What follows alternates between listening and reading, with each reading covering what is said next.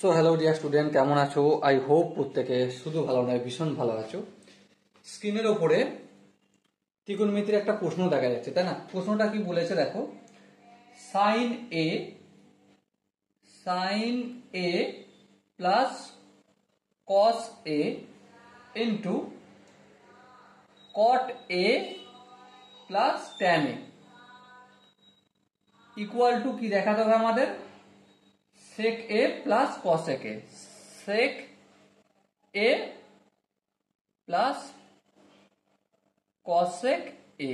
ওকে, তো দেখো আমরা left hand side right hand side যে কোনো একটা দিয়ে আমরা ম্যাচ করব। আমরা লেফট হ্যান্ড সাইড দিয়ে লিখে নিলাম, ঠিক আছে। Sine A plus cos A into cot A plus tan A. Okay, এবার দেখো একটা জিনিস, আমরা এখানে ডান দিকে কি দিয়েছি? সেক এ প্লাস কসেক এ, মানে সেক মানে কি 1/cos আর সাইন মানে 1/sin। তার মানে আমাকে নিচে আনতে হবে sign cos.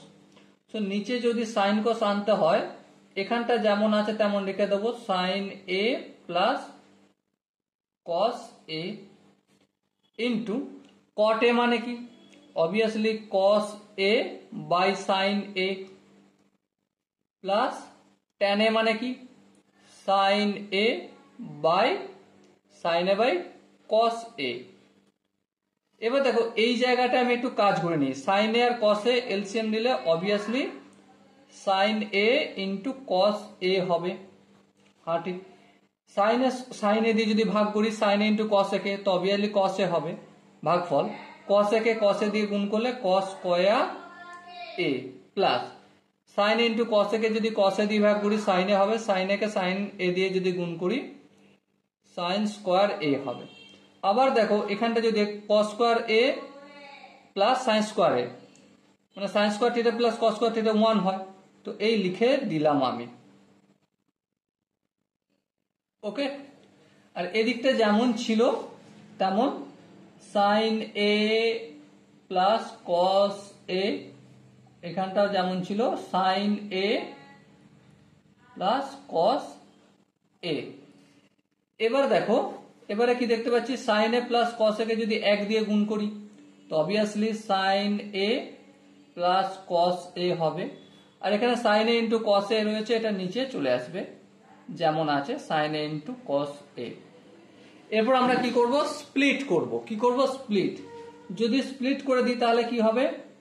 Sign A divided by sine A into cos A plus এখানটা উপরটা হয়ে যাবে cos A by sine A into cos A. এবার দেখো এই কসে কেটে যাবে, এই সাইনে কেটে যাবে, তাহলে এখানটায় কি বেনে গেছে? এখানটায় বেনে গেছে 1/cos এ। 1/cos মানে কি? সেক এ প্লাস, আর এখানটা দেখো কসে কেটে গেছে, এখানটা কি বেনে গেছে? 1/sin এ, আর 1/sin মানে cosec এ। আর এটাই আমাদের right hand side. Okay, I hope প্রত্যেকে এই কোশ্চেনের কনসেপ্টটা বুঝতে পেরেছো। যদি কোনো জায়গায় বুঝতে অসুবিধা থাকে, ডাউট থাকে, কনফিউশন থাকে, কি করতে হবে? কমেন্ট সেকশন রয়েছে, কমেন্টে অবশ্যই জানাবে। আর দেখা হচ্ছে নেক্সট ভিডিওতে। ততক্ষণ পর্যন্ত ভালো থেকো, সুস্থ থেকো এবং জয় হিন্দ।